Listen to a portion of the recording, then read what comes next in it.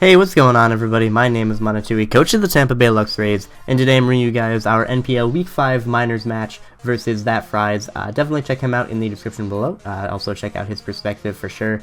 Once again, I apologize this is late. Once again, apologize that the team builder is not existent. Same excuses, sick, school, etc. But for a quick rundown of the team, we have an Extra Boat Raichu, 4 attacks, Thunderbolt, Grass Knot, HP Fire, and Surf with Static, because you cannot run, can't run Lightning Rod with Surf, which is okay because he didn't bring his Electric type. We have an SD Life Orb, 3 attacks, Lycanroc, so Stone Edge, Solrock, and Fire Fang. This puts in a lot of work versus this team as soon as I get rid of the Nidoking, as well as the Breloom, which is very nice. We have a Choice Bandage, Zygarde 10%, that's going to put in a lot of work versus this team, which is very nice. We have a Choppleberry Heatran, mostly there just to take on things like the Breloom as well as the Blaziken. We have an Assault Vest, Snorlax, Max Defense, Max Attack, Adamant. And then we have a Trick Room, Life Orb, Reuniclus, that really puts in a ton of work versus this team. Psychic Shadow Ball, Focus Blast hits pretty much everything on his team, and as soon as I get his team a little bit whittled, I'll be able to OHKO pretty much everything on it. So we're bringing a very offensive team versus his team. I don't have good switch-ins to things like the Staraptor, and I don't have good switch-ins to things like Blaziken. Even the Nidoking can be a problem, as well as the Breloom. However, we have an offensive team of our own, and he's going to have a very difficult time switching into it. So without further ado, let us just hop into the game, and he's going to lead off with his Breloom, as I'm going to lead off with my Raichu. I don't have a switch into this thing, so I'm just going to go for the Hidden Power Fire to get damage off onto this thing. And as you can see, he actually has a red card, and he's going to pull out my Snorlax, and it's going to get hit by Bullet Seeds, as you're going to see here. And here, I decided to switch out into my Reuniclus because I really thought he'd go for Mach Punch. But he ends up going for the Bullet Seed once again. I thought he'd go for Mach Punch because Bullet Seed, 3 hits was not going to be enough to knock out Snorlax, so I can knock out Breloom. But unfortunately, that's not what happened, so I'm going to have to switch out into my Heatran to take the Bullet Seeds. And then what I can do, because of my Choppleberry, is I'm just going to go right for the Stealth Rock. Going to eat the Choppleberry, and then we're going to get up our rocks, which is going to be very important. And then on the following turn, he's going to knock me out with the next Mach Punch. However, I do have my Zygarde, which I can go back out into. However, I'm going to actually go out into my Raichu, just because I don't want my Zygarde taking a lot of damage. It's very important versus his team. So as you can see here, going to go for the Hidden Power Fire, and we're going to knock him out. And then Blaziken's going to come in. And then he is going to go for the High Jump Kick, and I'm like, oh shit, it's Scarf, I lose. And then I'm going to get the Static Para. So something I want to point out real quick is if you look at my team, Reuniclus at 20% dies to High Jump Kick, Zygarde dies to High Jump Kick, Lycanroc dies to High Jump Kick, and Snorlax dies to High Jump Kick.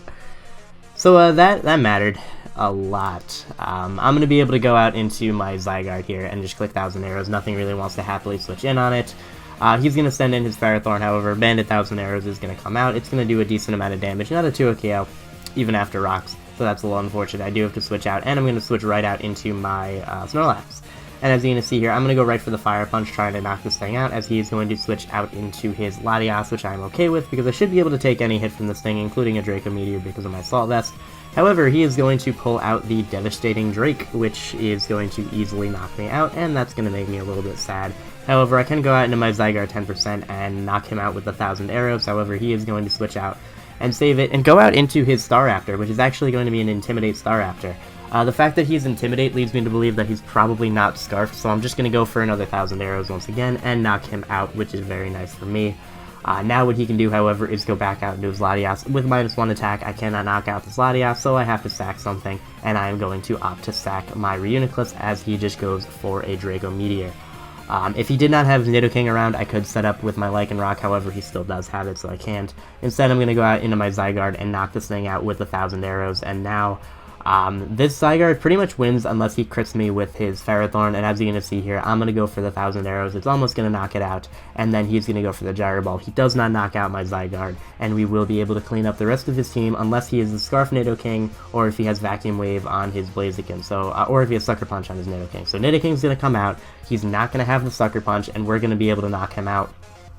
And then all that he has left is his Blaziken. He didn't go out into this earlier, so I assume he doesn't have Vacuum Wave. We're going to go for the 1,000 Arrows, and we are going to be able to knock him out and win the game 2-0. And this was interesting. So I'm just going to take it back to this. Let me get to the turn. Yeah, this turn right here. No, that's, hang on. Here we are. So this turn here. like I said, he beat me completely if he did not get this para, and assuming he hit all his high jump kicks, because literally everything on my team died to Scarf high jump kick at that point. Like I was an offensive Reuniclus, so that died. Snorlax would have died. Zygarde would have died. Lycanroc would have died, and Accelerock plus Extreme Speed doesn't knock out Blaziken from the range of stat. So that was really, really unfortunate for him. Like, that literally turned a 5-0 win for him into a 2-0 win for me, and that really sucks. And literally just because of chance, because I just happened to decide to run Surf to hit his Nidoking a little bit harder, that even happened. The 30% static para chance would not have happened if I had decided to run like HP Ice and Focus Blast to hit both of these things, and I decided to run something like Lightning Rod. So very, very, very lucky on my part.